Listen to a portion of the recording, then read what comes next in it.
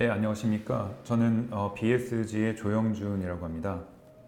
오늘 저희가 웨비나에서 발표할 내용은 엔터프라이즈는 왜 어떻게 AWS를 도입해야 하는가라는 주제인데요. 어, 엔터프라이즈라는 것이 저희가 정의하기로는 이제 이따가 내용에도 나옵니다만은 성장이 안정세에 접어든 기업을 저희가 규모에 상관없이 성장이 이제 스테디한 성장 궤도에 접어든 그런 기업들을 저희가 엔터프라이즈라고 표현을 하고, 그 반대점에는 이제 스타트업이 이제 존재를 하는데요. 이번에 저희가 발표할 주제는 이제 엔터프라이즈에 포커스가 맞춰진, 어떻게 보면은 스타트업과는 달리 엔터프라이즈로서, 즉 이제 성장기가 안정적으로 접어든 기업들이 왜 어떻게 AWS를 도입해야 하는가라는 주제를 가지고 저희가 세미나를 진행합니다. 많은 기업분들께서 그런 질문을 많이 하세요. 그래서 왜 우리가 엔터프라이즈로서 AWS를 도입해야 되는지, 그것이 우리에게 어떤 도움이 되는지에 대해서 궁금해 하시는데, 그 엔터프라이즈들이 많이 도입하신 이제 SAP라는 주제를 중심으로 저희가 자료를 엮어서 SAP에서 이제 데이터 분석이라는 이슈까지 저희가 내용을 담아서 내용을 준비해 봤습니다. 시간이 짧기 때문에 바로 내용을 들어가겠습니다. 오늘 강연 중에 질문은 고투 웨비나에서 대화창을 이용해서 질문을 던져주시면 될 것 같습니다. BSG에게 혹시 이 세미나에 관련된 내용과 더불어서 혹시 기타 문의사항이 있으시면 카카오톡에서 @bsg로 친구 추가해 주시면 언제라도 저희들과 연락을 주고받으실 수 있기 때문에 이 부분 참고 부탁드리겠습니다. 네. 그래서 현재 준비된 이 발표 내용의 아젠다를 보시면 YBSG, 그러니까 BSG라는 회사가 어떤 회사길래 이제 엔터프라이즈 AWS에 대해서 얘기를 하느냐라고 이제 궁금해하시는 분들이 있을 수 있기 때문에 저희가 그런 회사 소개 자료를 조금 전반에 넣어봤고요. 그 다음에 엔터프라이즈 AWS의 특징과 도입 추세, 그리고 엔터프라이즈가 왜 AWS를 도입해야 하는가. 그래서 2018년도 버전과 2019년도 버전이 있습니다. 그러니까 버전 차이가 있는 거죠.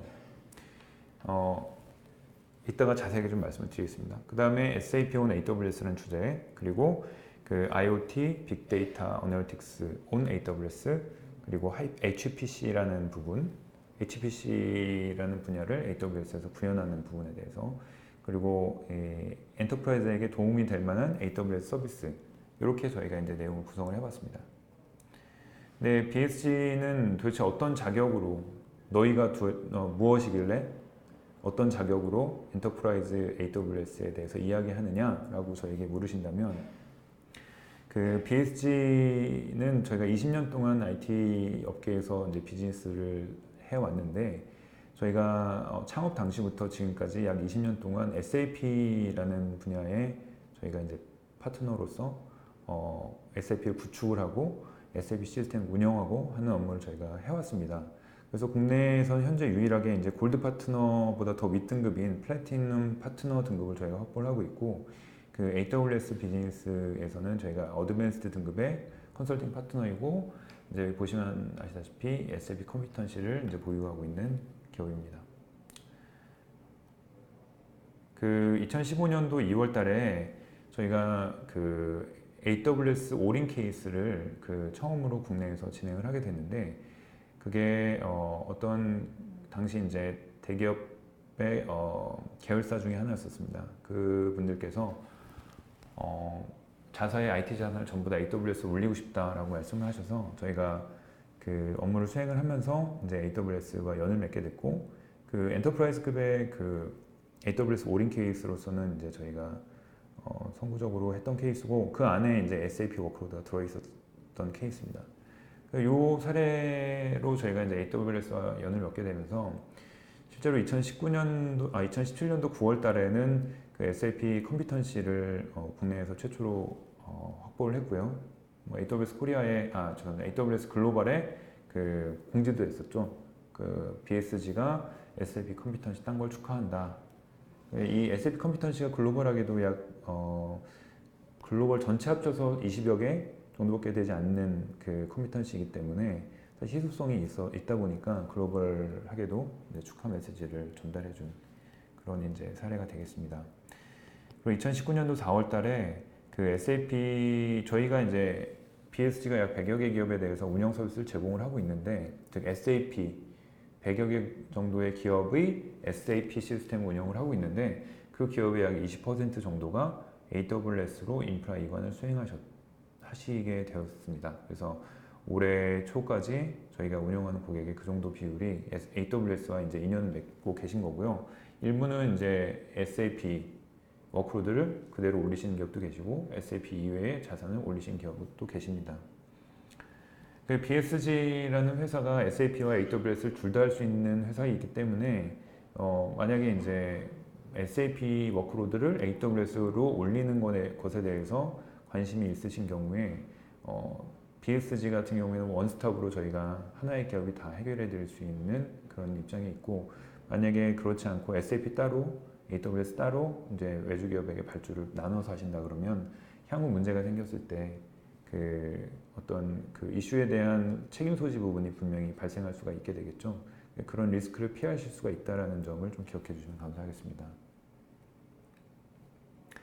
BSG의 DNA는 엔터프라이즈에서 시작됐다라고 해서 뭐 저희는 SAP를 오랫동안 해오다 보니까 엔터프라이즈 기업들의 니즈나 생리에 대해서 굉장히 잘 이해를 하고 있고, 그 애플리케이션에 대한 이해.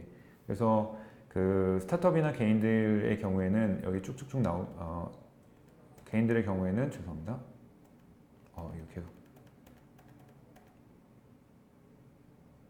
스타트업과 개인들 같은 경우에는 이제 엔터프라이즈와는 확연히 다른 그 기술에 대한 어떤 포커스, 인프라를 이제 테크니컬한 부분으로 이제 그 접근하는 경향이 많다면은 이제 엔터프라이즈 같은 경우는 애플리케이션에 대한 대화가 돼야 되는 그런 고민들이 많으시기 때문에 저희 같은 경우에는 그런 엔터프라이즈의 고민에 대해서 많이 이해를 하고 진행할 수 있는 기업이라고 말씀드릴 수가 있고, 그 IT 기업이 이제 스타트업에서 엔터프라이즈로 성장하는 데 있어서 초기에는 IT 중심적인 어떤 그 사업 전략을 구사를 한다면 점점 더 이제 비즈니스 드리븐, 그래서 그 기존에는 내부 시스템에 대한 요구사항이 낮았다고 하더라도, 그러니까 초창기에는 내부 시스템에 대한, 그러니까 ERP라던가 이런 게 없잖아요, 스타트업들은.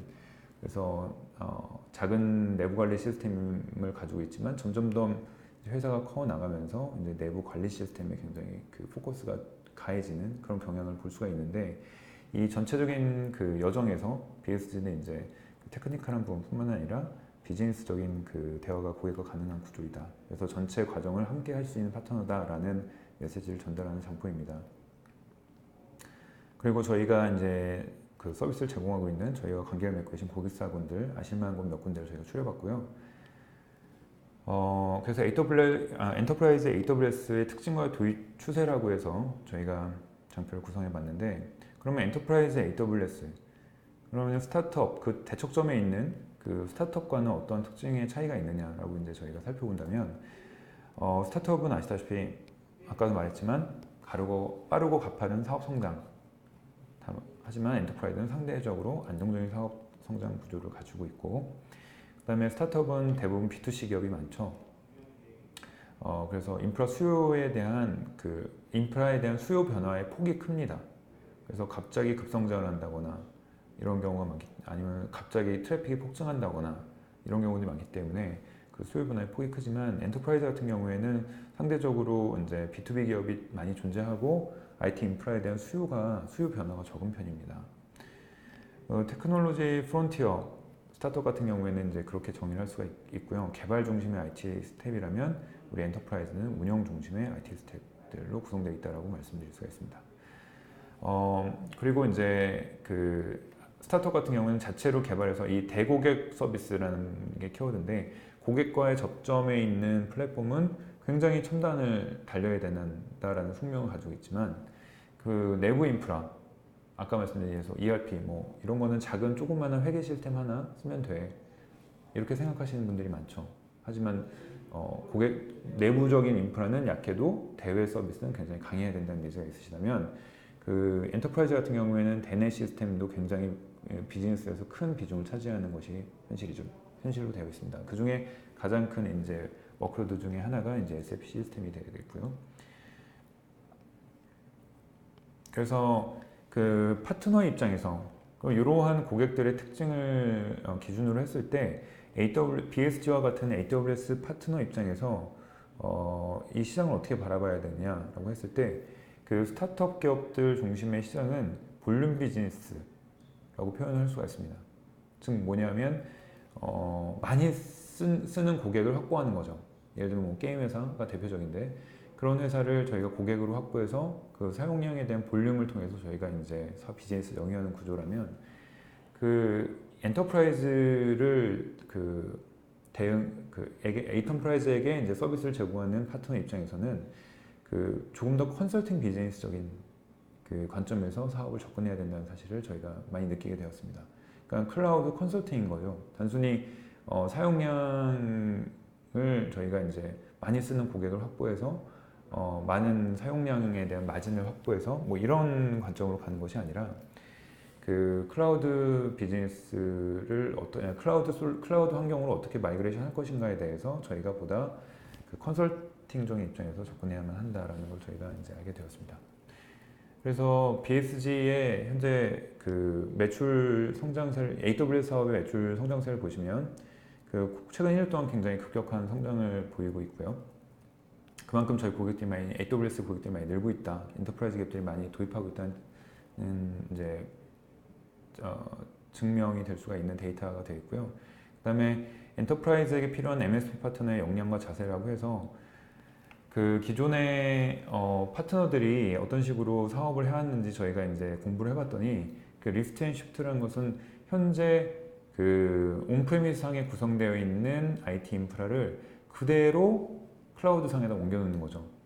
예를 들어서 서버 10대에 뭐 하도 클러스터를 구성을 해가지고 사용을 하고 있다면 마찬가지로 클라우드 상에도 서버 10대를 그대로 올려서 하드를 구성하는 이렇게 그대로 올리는 것을 저희가 이제 리프트 앤 시프트라고 얘기를 하는데 그런 구조로 이제 많이 수행을 해왔던 것이고요. 그런데 이게 과연 여기서 멈춰서 될 거냐? 그러니까 잔산을 클라우드로 올린 다음에 이제는 쓰세요. 뭐 이렇게 돼서는 안 된다는 거죠. 그리고 패시브한 트러블 슈팅 중심의 어떤 운영 서비스 구조, 뭐 이런 부분들이 기존의 이제 방식이었다면 엔터프라이즈에서는 그 고객들과 이제 커뮤니케이션을 하고 그래서 언더스탠딩, 어떻게 클라우드를 활용하고 계신지에 대한 이해를 하는 것이 굉장히 중요합니다. 그래서 서제스천, 어떻게 사용하고 계신지 커뮤니케이션을 지속적으로 해서 그것을 알아야 더 나은 방식으로 클라우드를 활용하는 것에 대해서 저희가 제안해 드릴 수 있기 때문에 굉장히 커뮤니케이션 부분이 중요하고 그 다음에 옵티마이제이션 저희가 3번이나 강조했잖아요. 그래서 리프트 앤 쉬프트 하는 것까지는 좋습니다. 그것이 AWS의 마이그레이션 방법론 상에도 이제 나와 있는 말인데 리프트, 쉬프트 하는 것까지는 좋지만 그 이후에 더 중요한 건 이제 옵티마이제이션이라는 거죠. 그래서 클라우드 환경을 계속해서 옵티마이즈 해나가는 과정이 굉장히 키포인트 중에 하나입니다. 이 운영에 있어서. 그래서 저희 MSP, 즉 AWS를 그 운영하는 매니지드 서비스 파트너 MSP 입장에서는 이런 옵티마이제이션에 대한 부분 그리고 커뮤니케이션에 대한 부분을 굉장히 중요하게 생각해야 된다. 특히 엔터프라이즈에서는 저희는 그렇게 생각을 하고 있습니다. 그래서 IT 인프라는 지속적으로 진화하는 거고 변화하는 거다. 그러니까 클라우드는 이제 온프리미스와는 다르게 사놓고 쟁여놓고 쓰는 개념이 아니라 계속 변화하고 진화하는 거죠. 워크로드의 상황에 따라서 그 현재 비즈니스 변화에 따라서 계속해서 이제 인프라가 소프트웨어와 비슷한 그 개념으로 진화해 나가고 변화하는 것인데 그 예를 들면 저희 고객사 중에 그런 고객이 계셨어요. 네. 어떤 케이스냐면 그래서 우리가 전체 인프라를 갖다가 AWS로 올릴 건데 사용료를 뭐 3년치를 일정액으로 제한해줘. 약간 이런 식이죠. 마치 이제 온프레미스 서버 구매하듯이 우리가 뭐 3년 동안 사이징을 해서 쓸 정도의 그 서버를 갖다가 딱 돈을 주고 사는 개념이죠. 온프레미스 서버는 가격 변동이 없잖아요. 그래서 그런 이제 패러다임에서 클라우드도 그냥 내가 3년치만큼 내가 딱 정해진 만큼 돈 내고 쓸 테니까 제한해줘라고 말씀하시는 겁니다. 근데 그게 이제 그 IT 부서의 의지라는 부분보다도 어떻게 보면 회사 내부에 어떤 그 패러다임이 없는 거죠. IT를 비용으로서 그 보는 패러다임이 없기 때문에 그 사용을 하다가 인프라 쪽에서 비용 변화가 생기면 이거 왜 이래? 라는 말이 이제 타 부서에서 이제 나오게 된다는 얘기가 있으셨던 거예요.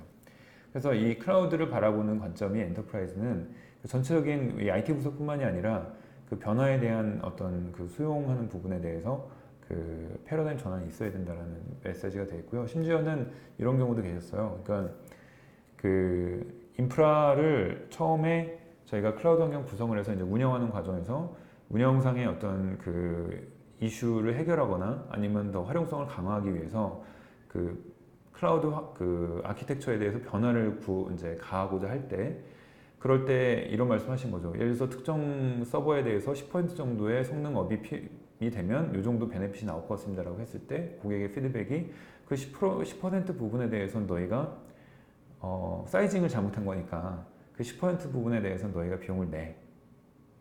파트너가 비용을 부담하라는 거죠. 그러니까 이런 요구도 심지어는 있으신 경우도 저희가 봤습니다. 그러니까 그러한 것은 이제 이런 저희가 여기 이 장표에서 말씀드리는 패러다임 변화가 되지 않은 경우라고 이제 말씀드릴 수 있기 때문에 이 세미나를 들으시는 이제 엔터프라이즈 IT 부서 분들이 많이 들으실 텐데 그런 부분은 이제 한 번쯤 생각해 봐주시면 감사하겠다라는 말씀을 드리고 싶습니다. 그러고 엔터프라이즈가 왜 AWS를 도입해야 하는가라고 했을 때 2018년도 기준으로 보시면 여기에 이제 이 노란색 부분이 중요한데요. 그래서 신기술 기반의 혁신을 위한 전략적 도구다라는 이제 말을 썼었어요. 이거는 이제 지금도 유효한 말입니다. 이게 뭐 틀린 말은 아니고 풀어 말하자면 기존에는 이제 IT 부서에서 새로운 이러한 서비스를 우리가 한번 도입해 보고 싶은데 검토해 보고 싶다거나 아니면은 현재 운영 중인 레가시 시스템에서 이렇게 변화를 주면은 더 퍼포먼스가 날 것 같은데 그것을 테스트 해보고 싶다거나 뭐 이런 시도를 해보고 싶을 때 굉장히 그 IT 인프라가 그 플렉서빌리티가 떨어지는 온프레미스 환경이기 때문에 새로운 시도를 해보기에는 굉장히 비용이 많이 들었던 것이죠. 그런데 클라우드 같은 환경으로 이제 이관을 하면서 생각한 것을 바로바로 구현해 볼 수가 있는 겁니다. 테스트해보고 싶으면 테스트해보고 변화를 주고 싶으면 변화를 줘보고 새로운 것을 도입해보고 싶으면 새로운 것을 도입을 POC를 해보고 이런 과정들이 굉장히 빠르게 일어날 수 있고 또 그 실패에 대한 이제 두려움도 굉장히 낮아지게 되죠. 클라우드는 테스트 도입을 하고선 이제 변환한다거나 아니면 인스턴스 갖다 죽인다거나 하는 것이 원활하게 이루어지기 때문에 리스크도 굉장히 떨어지게 됩니다. 그래서 혁신이 이제 실제로 촉진될 수 있다라고 저희는 아직도 믿고 있고 이거는 맞는 말입니다만 저 2019년도에서는 여기에 추가해서 어떤 부분을 갖다 말씀드리고 있냐면 그 데이터 분석을 위한 경제적 이익 창출. 그래서 궁극적으로 데이터가 클라우드의 꽃이라고 저희가 이제 말씀을 드린 겁니다.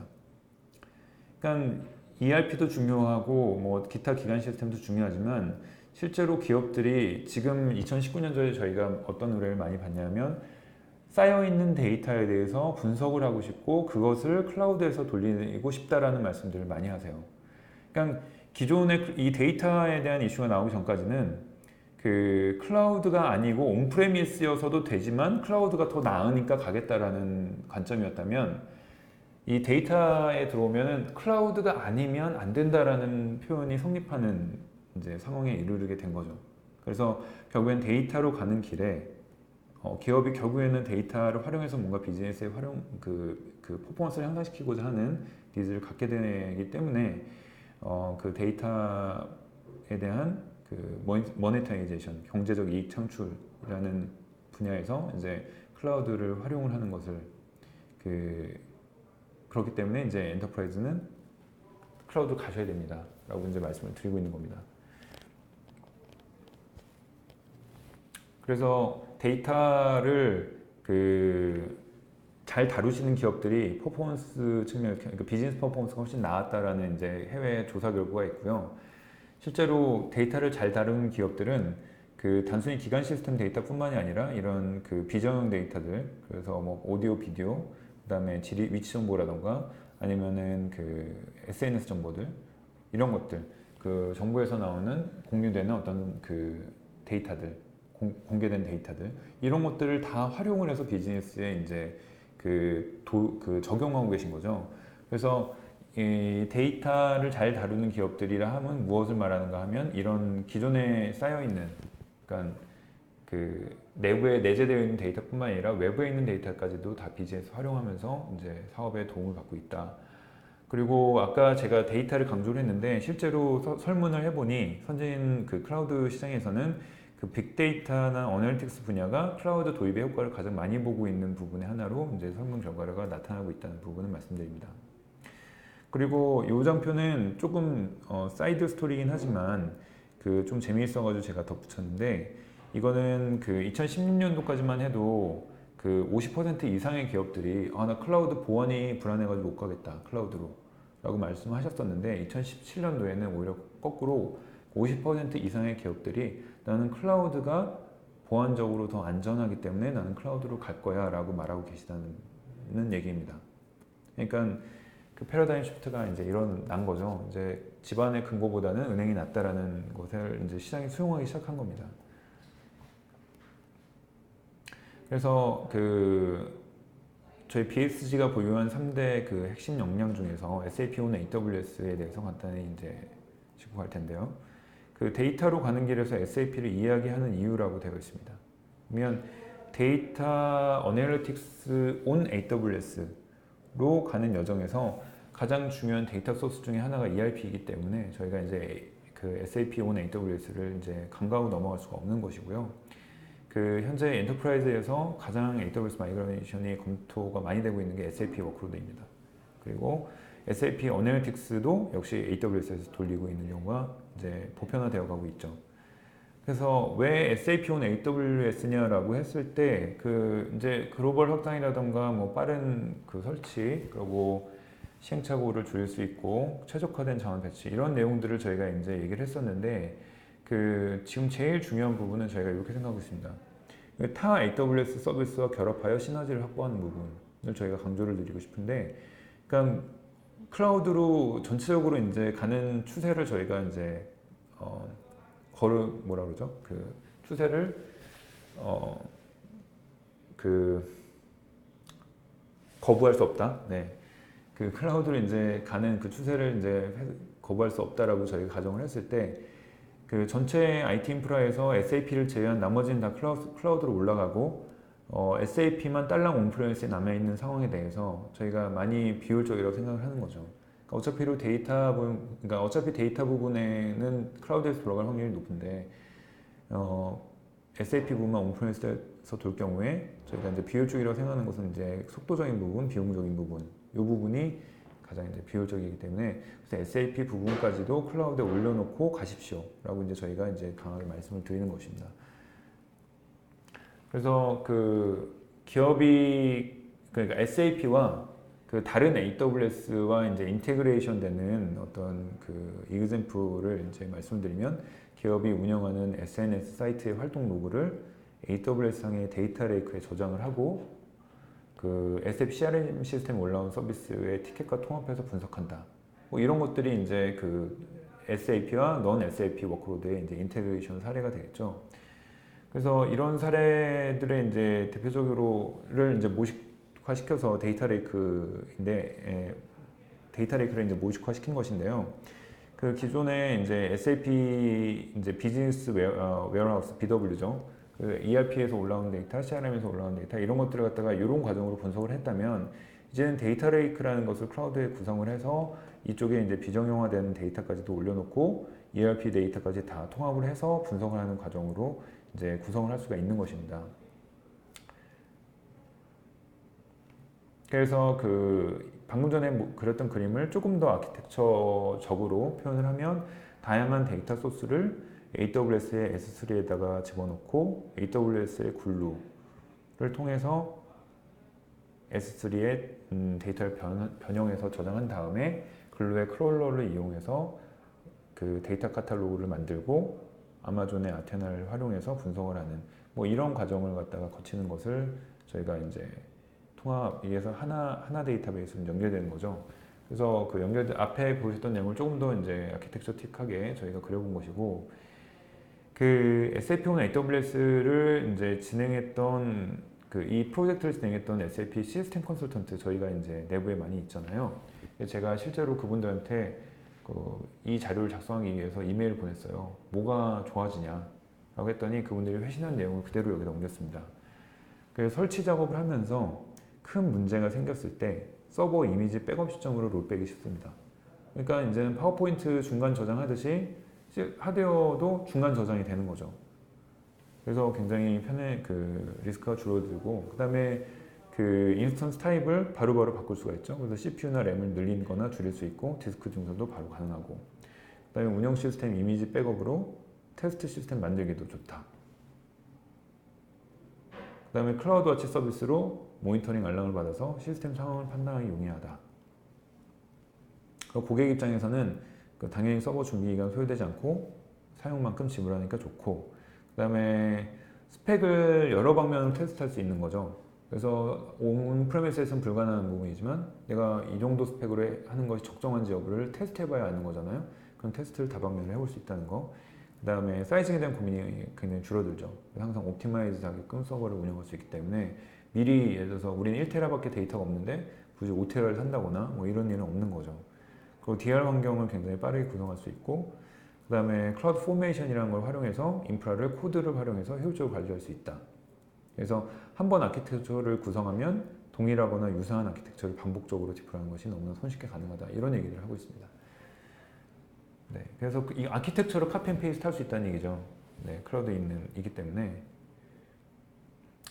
그래서 그 오토 리커버리라는 부분을 잠깐 이제 말씀을 드리면은 SAP 버추얼 머신이 이렇게 돌아가고 있을 때 이제 클라우드 와치가 이제 알람을 이제 해주게 되는데, SAP 그 시스템이 다운이 되는 상황이 발생해도 이제 여기 오토 리커버리라는 기능이 작동을 해서 사람의 개입 없이 자동으로 이제 리커버리가 되는 그런 시스템이 되어 있고, 실제로 DR 환경을 구성할 때 이런 기능을 활용해서 저희가 구성을 하고 있다는 의미가 되겠습니다.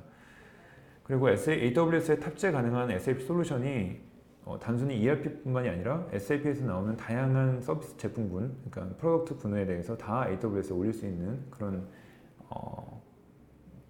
그런 서포트가 가능한 겁니다. 그러니까 다 올릴 수가 있는 거죠. 그래서 SAP ERP에 올라간다고 생각하는 분들이 가끔 계셔가지고 그렇지 않다, 다 올릴 수 있다라고 이제 말씀드리는 겁니다. 그 다음에 SAP용 AWS 유즈 케이스인데요. 그 올인 마이그레이션, 그러니까 SAP를 전부 다 한꺼번에 그 모든 서버를 AWS에 올리는 것도 가능하고, 하이브리드 형태로 특정 그 인프라의 특정 부분만 AWS로 올리는 것도 가능하시고, 그 다음에 DR만 AWS에 구성을 하신다거나, 아니면은 그 SAP 그 새로 구축하실 때 AWS를 활용하신다거나. 최근에 그 저희가 제안을 할 때 보면은 그 인프라는 그냥 AWS 또 함께 제안해 주세요. 그런 경우는 거의 대부분의 기업들이 그렇게 가고 계세요. 그러니까 아니면 AWS만 해주세요. 라는 경우도 계시고요. 그래서 어떤 형태로든 클라우드에 이제 ERP를 올리겠다, SAP 인프라를 클라우드에 올릴 것을 검토하겠다는 건 거의 90% 이상이 이제는 다 그렇게 마음가짐을 가지고 계시는 상황으로 저희가 파악이 됩니다. 그래서 추세가 그렇다는 말씀이고요. 그리고 데이터 그 아카이빙에 활용하실 수도 있고, 리플리케이션, 그다음에 뭐 POC를 이제 AWS에서 진행하신다거나 뭐 이런 활용 사례가 있을 수가 있겠습니다. 그리고 SAP용 AWS 보안을 말씀드리면 그 외부에 노출이 되지 않는 거죠. 그래서 저희가 이제 AWS VPC라고 하는 게 가장 기본적인 네트워크망을 구축을 하는데, 이 안에 이제 그 외부와 이제 그 차단되어 있는 VPC망 안에서 그 저희가 파이어월을 적용을 해서 외부에 공개되지 않게끔 저희가 SAP 시스템을 구성해 놓아서 아키텍처를 운영을 하고 있다는 말씀이 되겠고요. 그래서 보안 부분에 있어서도 이슈가 될 건 없다. 그리고 아키텍처 선택은 아까 말씀드렸듯이 이제 그 전체를 다 올리실 수도 있고 하이브리드 형태로 이제 운영을 하실 수도 있다라는 의미가 되겠습니다. 그다음에 SAP 하나를 위해서 그 AWS 그 서비스의 유론, 그러니까 SAP 하나를 클라우드 AWS에 올리기 위해서 이런 AWS의 서비스들을 활용하고 있는데, 그 중에서 아마존 그 EC2라고 하는 이게 쉽게 말하면 서버인데요. 그 서버 타입이 굉장히 다양하게 구성되어 있고요. 그 기존에 이제 여기 보시면 이게 그 2019년도에는 24TB까지 이제 출시가 된 상태입니다. 그래서 6TB, 9TB, 12TB, 18TB, 24TB까지 나와 있고 그 12TB를 여러 개를 붙여가지고 12TB 두 개를 붙여서 이제 24TB를 만든다거나 뭐 3개 붙여서 36TB를 만든다거나 하는 멀티노드 구성까지도 가능하게 되었기 때문에 현재 서버의 그 확장성에 있어서는 굉장히 넓은 폭을 가지고 있습니다. 그리고 S-트림을 이용해서 SAP V를 배포를 하거나 관리를 하는 걸 이제 저희가 잠깐 말씀을 드리는데 그 아마존 S-트림이라는 게 뭐냐면은 애플리케이션을 S-트림, 그 아마존 네트워크 안에 있는 그 S-트림 서버에다가 애플리케이션을 깔아서 그것을 갖다 사용자들에게 스트리밍 해주는 구조거든요. 그러니까 예를 들어서 SecV를 이제 아마존 앱스트림에서 구현을 하게 되면 어떻게 되냐면 그 사용자들이 SecV를 접근할 때 화면에 있는 그 화면에다가 SecV를 깔아서 쓰는 게 아니라 일단 크롬을 띄우고요. 크롬을 실행을 하면 해서 앱스트림에 접속을 하면 거기에 SecV 실행 버튼이 이제 그 안에서 보이는 거예요. 크롬 안에서. 그래서 그 실행 파일을 실행시키면 그 SecV 화면이 크롬의 브라우저 안에 뜨게 되는 거죠. 그러면은 SecV는 어디에 깔려 있냐면 AWS 내에 있는 앱스트림 서버 안에 깔려 있는 거예요. 그래서 만약에 우리가 SecV를 굉장히 많은 사용자에 대해서 관리를 해야 된다. 내지는 사용자별로 그 다른 OS를 누구는 뭐 맥을 쓰고 누구는 PC를 쓰고 다양하게 쓰고 있다. 뭐 이런 여러 가지 상황이 있어요. 사용자가 너무 많다. 그럴 때 이제 SecV를 패치를 해준다거나 버전 관리를 한다거나 이런 것이 굉장히 그 정확도를 기하기 위해서는 굉장히 신경 쓰이고 그 타임 컨수밍한 일이잖아요. 그런데 그것을 이제 앱스트림 서버 한 군데만 설치해 놓으면은 모든 그 패치 관리라든가 버전 관리들을 그 한 군데만 해주면 사용자들은 그걸 스트리밍 받아 쓰는 구조이기 때문에 훨씬 이제 효율적으로 일을 할 수가 있는 거죠. 그래서 앱스트림이 사실 SecV를 나와서 SecV를 위해서 만든 건 아니지만 그렇게 활용을 잘 하고 계시고 실제로 이제 앱스트림의 이제 활용을 SAP에 적용하면 효과가 좋다라고 이제 AWS에서도 프로모션 많이 하는 부분입니다. 그리고 SAP 하나 데이터베이스를 보시면 여기 보면 AWS 마켓플레이스라고 있잖아요. 이 AWS 마켓플레이스에 들어가시면 그 SAP 하나를 시간당 얼마를 내시고 사용하실 수가 있어요. 그래서 32, 64, 128, 256기가만큼의 4종류의 인스턴스 타입을 준비를 해놓고 있고 그 중에 256GB는 금액이 이 정도입니다. 그래서 내가 하나 데이터베이스를 한번 어떻게 그 퍼포먼스가 되는지 내지 어떻게 구성되어 있는지 들어가서 보고 싶으실 때 이런 AWS 마켓플레이스에서 한번 경험해 보실 수 있는 대안이 됩니다. 256기가면 어느 정도 양이냐면 너무 작다고 생각하실 수도 있잖아요. 근데 이거는 그 ECC의 오라클 DB에서 1TB의 용량을 그 하나 인메모리 데이터베이스로 이제 이전을 시키면 그게 압축돼서 가기 때문에 256기가 정도 된다고 합니다. 그러니까 오라클에서 1TB 정도의 분량을 이곳에 옮겨서 이제 테스트해 볼 수가 있는 그 정도의 사이즈라고 생각하시면 될 것 같아요. 이런 대안을 좀 말씀드리고 그리고 SAP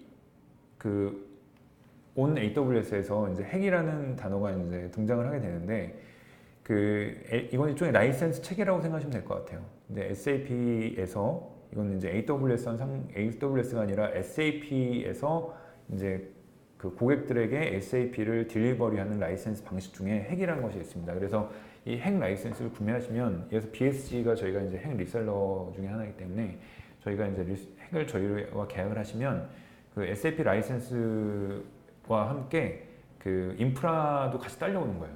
따로 인프라 구매 안 하셔도. 그래서 그 클라우드 인프라에 SAP 라이센스를 실어서 사용을 하실 수가 있는 거고 사용료를 내는 개념이죠. 그리고 SAP의 BC 롤의 일부 꽤 많은 부분을 갖다가 지원을 같이 이 번들링 돼서 들어오게 됩니다. 이만큼이 이 라이센스 구조로 구매하실 수가 있게 되는 거죠. 이런 구조가 있다는 것을 한번 말씀을 드리고요. 지금 보통 전통적으로는 이제 본인들이 라이센스를 고객사에서 구입을 하시고 그것을 AWS에 실어서 이제 BSG 같은 경우 회사의 운영을 맡기시는 이제 이런 구조가 전통적이라면 뭐 이런 구조도 있다라는 걸 이제 참고하시면 좋을 것 같습니다. SAP-온 AWS 사례 보시면 그 시스템을 그 단시간 내에 그 다운타임을 그러니까 최소화하고 마이그레이션 해달라. 그래서 이게 실제로는 온프레미스 상에서는 불가능한 이제 요구사항이었는데 저희가 이제 하드웨어 스펙을 갖다가 확 올려서 저희가 그 하드웨어를 그 기존에는 실제 운영에는 요만큼 필요한데 저희가 요만큼까지 올려서 프로젝트를 진행함으로써 전체 기간을 갖다 줄인 거죠. 그랬다가 나중에는 다시 원상 복구시키는. 그래서 이거는 온프레미스에서 당연히 불가능했던 건데 클라우드로 가면서 가능해진 것이고요. 그리고 U2L 마이그레이션과 AWS 조합을 통해 비용 효익을 극대화. 그래서 그 U2L 보통 이제 SAP 그 AWS에서 유닉스를 제공을 안 해요. 유일하게 이제 안 되는 게 유닉스인데 그래서 리눅스로 마이그레이션을 해서 SAP를 이제 AWS에 올리는 과정을 이제 가게 되죠. 그래서 SAP를 유닉스에서 쓰고 계신 기업들은 U2L 하신 다음에 이제 클라우드로 올라가야 되는데 그 경우에 이제 비용 부분에서 이렇게 그 메리트가 있었다라는 부분이고요. 이게 3년 기준입니다. 그리고 그 프로젝트 기간을 보시면은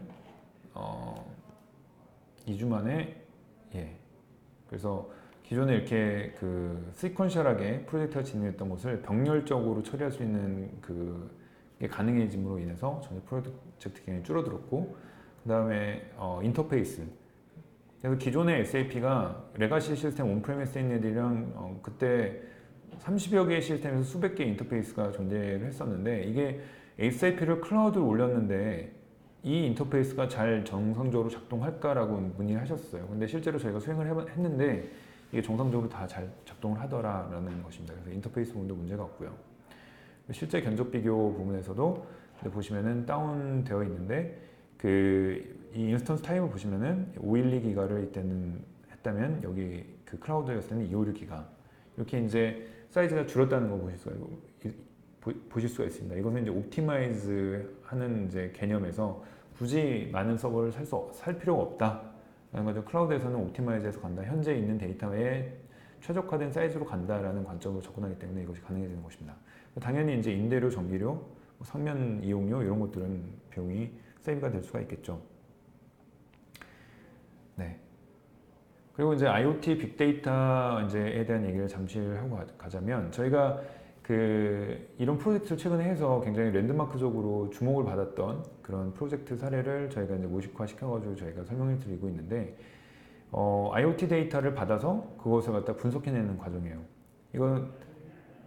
여기는 이제 SAP 얘기랑 조금 떨어진 얘기가 되는데 기존에 이제 IoT 디바이스에서 데이터를 갖다가 받아들여서 키네시스라는 것에서 표를 만들어서 S3에다 넣고 이제 분석을 해내는 그런 과정인데 이것이 이제 데이터 분석에 대한 요구사항이 점점 변해갈수록 어떻게 이 아키텍처가 변해가느냐를 이제 보여드리려고 하는 거죠. 그래서 보시면은 이번에 이제 IoT가 3개였는데 IoT 받아내는 게 더 많아진 거예요. 다양한 이제 IoT 소스가 생기게 되면 이제 키네시스의 데이터 스트림도 이제 양이 늘었죠. 그리고 아까 앞에와 다른 것이 대부분은 이제 AWS 글루라든가 레드시프트라는 것이 이제 이렇게 들어가서 분석을 강화하게 되는 것입니다. 그리고 이번에 이제 실시간 여기에서 이게 케이스 2였는데 케이스 3로 가면서 실시간으로 분석하고 싶다라는 요구사항이 또 붙어 나오는 겁니다. 실시간 분석을 하기 위해서 저희 이제 키네시스 파이어월 호스라든가 그 어널틱스를 갖다 붙여서 전처리를 하고 그래서 이제 분석을 갖다 하는 과정으로 저희가 이제 말씀을 드리는 거고요. 이렇게 요건이 변해가면서 점점점 그 아키텍처도 더 복잡하게 변해가고 있죠. 그리고 그 센싱 데이터, 뭐 로그 데이터 이런 것들이 기존에는 2개 있던 것이 왜 4개로 늘었냐면 IoT 데이터가 증가했기 때문인 거죠.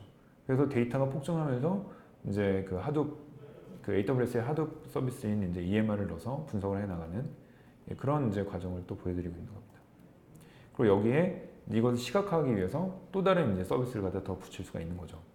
그래서 보시면은 퓨어하게 AWS만으로도 전체 IoT 서비스를 그 IoT에 대한 빅데이터 분석을 해낼 수가 있다는 것을 저희가 이제 강조드리는 것입니다. 실제로 이렇게 저희가 서비스를 한 거죠. 프로젝트를 했고 굉장히 성공적으로 저희는 이제 뭐 물론 중간에 많은 이제 러닝 커브도 있었고 그 그 레슨즈 런도 있었고 시행착오도 있었지만 결론적으로 이제 이 AWS 그런 과정을 통해서가 가지고 있는 이제 빅데이터에 대한 어떤 분석 역량을 굉장히 확인할 수 있는 계기가 되었습니다. 그래서 그 제조업 설비 가동률 제고를 위한 IoT 기반의 데이터 분석이라고 했는데, 그러니까 저희가 수행했던 사례에서 저희가 이제 제조업 설비 가동률을 이제 높이기 위해서 이제 IoT 정보 내지는 이제 로그 데이터를 갖다가 분석을 해서 그 오작동 모니터링 한다거나 이런 것을 구현하고자 했을 때 그 저희가 이런 아키텍처로 이제 구성을 할 수가 있는 거죠. 그래서 IoT에서 그래서 받아들여서 EC2 어플리케이션 EC2에다가 데이터를 갖다 뿌려서 분석을 하는데 보내주게 되는데 이게 로드 밸런서가 필요한 거죠. 데이터가 워낙 많이 들어오니까 실시간으로 많이 들어오기 때문에 그 이걸 배분을 해서 이제 보내주는 이제 그런 로직이 되겠고 뒷단에서는 이제 데이터를 저장하고 분석해내는. 그래서 이것이 제조업 쪽에서도 아까 저희가 보여드렸던 사례는 제조업은 아니고 서비스 회사였는데 이 경우는 이제 제조업에서도 이제 제조 설비와 연관해가지고 이런 구성이 가능하다는 것을 저희가 이제 제안드리고자 이런 장표를 마련해봤습니다. 그리고 HPC라고 해서 그 하이 퍼포먼스 컴퓨팅이라는 게 이제 최근에 또 화두가 되고 있는데 예를 들어서 시뮬레이션을 돌릴 때 그 연구소에서 이제 시뮬레이션 하시잖아요. 근데 그 시뮬레이션 소프트웨어를 사용하기 위해서 많은 이제 비효율적인 부분, 뭐 줄을 서야 연구원들께서 자원이 한정된 그 컴퓨팅 파워를 그 서로 나눠서 쓰시는 구조이기 때문에 그로 인해서 많은 업무적인 비효율성이 이제 있는데 그 부분을 이제 소프트웨어를 AWS 클라우드에 깔아서 쓰시는 겁니다. 근데 이거를 깔아서 쓴다는 개념이 말은 쉽지만 실제로는 많은 SI 작업이 들어가게 되는데 그것은 이제 저희가 이 BSG가 이제 리셀링하고 있는 리스케일이라는 제품을 저희가 플랫폼을 통해서 그 시뮬레이션을 굉장히 획기적으로 그 효율을 향상시켜 드릴 수가 있어요. 그래서 R&D 업무 효율이 엄청 올라갑니다. 그래서 이 리스케일이라는 제품을 저희가 고객들에게 설명을 해드리면 그 R&D 쪽에 계신 분들은 거의 100% POC 해보자라는 말씀을 하세요. 근데 이제 제가 이 자리에서 이걸 말씀드리는 것은 이것이 돌아가는 플랫폼이 AWS이기 때문입니다.